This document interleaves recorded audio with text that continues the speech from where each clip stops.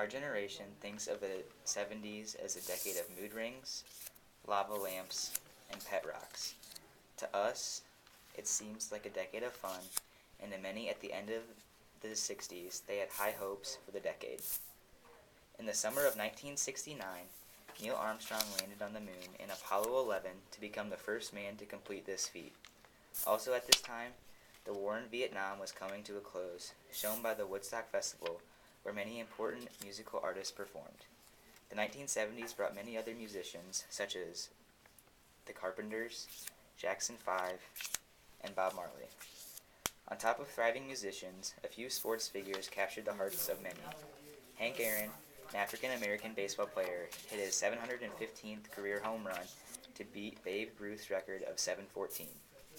Also, Billie Jean King, a female tennis player, claimed the Battle of the Sexes match against the male Bobby Riggs. This proved to be important to women, maybe a little more important than the popular derby hats and tweed jackets they were accustomed to wearing. Apart from the cultural aspect, the decade brought many other economic and political events. President Nixon began his presidency with the economy suffering because of the war. He faced stagflation, which means that both inflation and unemployment was going up. So to combat this, Nixon went against what he said in his campaign, and he implemented wage freezes. But this didn't really work that well. This high inflation was in large part due to oil prices quadrupling because of the Arab-Israeli war. Nixon then announced a program to make the United States less dependent on foreign oil by constructing a pipeline to get oil from Alaska. Nevertheless, America's dependence on oil imports grew throughout the 70s. Because of America's dependence on oil, many people were concerned with the environment. So in response to these concerns, Congress passed the Environmental Protection Agency, a federal agency with power to enforce environmental laws. The Clean Air Act, which set up air quality standards and tough emission guidelines for car manufacturers, and finally Earth Day, a day entirely for improving the Earth, was established.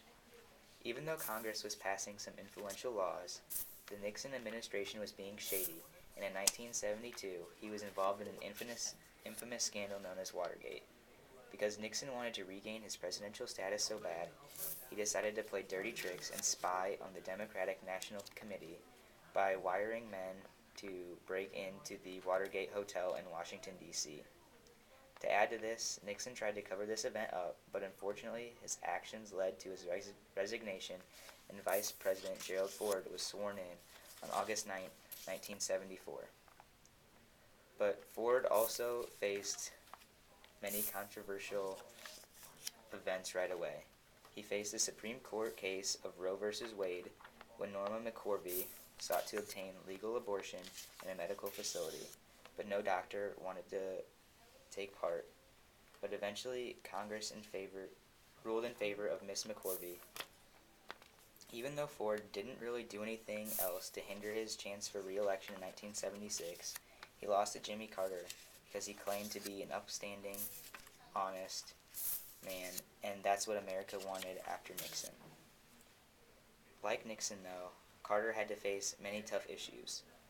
One of the first threats was that of Jim Jones, who was a cult leader of the People's Temple that led a mass suicide, killing 900 people in Guyana. President Carter also faced the Iranian hostage crisis, which is when Iranian militants seized 53 Americans because they were mad at some of Carter's actions. Month after month, this crisis dragged on, and our rescue missions failed. This event alone cost Carter the re-election as he lost to Ronald Reagan in 1980. Even though this event was bad for Carter, he had a positive event, which was the Camp David Accords, which formed a peace treaty between Egypt and Israel, ending 30 years of conflict. So, in conclusion, the 1970s was a very eventful decade, filled with more than just mood rings, pet rocks, and lava lamps. It was a decade that shaped our history.